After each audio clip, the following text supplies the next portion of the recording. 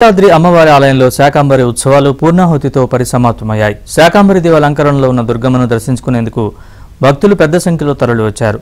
ఆషాఢ మాసంలో ప్రతి ఏడాది శాకంబరి ఉత్సవాలతో పాటు ఆషాఢం సారె ఇవ్వడం ఆనవాయితీ. అంతేకాకుండా ఈరోజు గురు పౌర్ణమి కావడంతో ఇంద్రకీలాద్రికి మరింత భక్తుల సందడి నెలకొంది.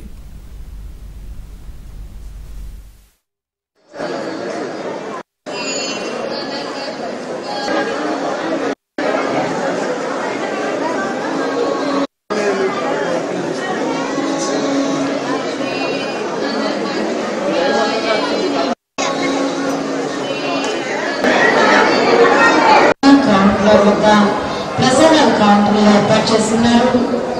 నాగపుట్ట వద్ద ప్రసాదాల కౌంటర్లు ఏర్పాటు చేస్తున్నారు. గాంధీ హోమ్ టర్నింగ్ వద్ద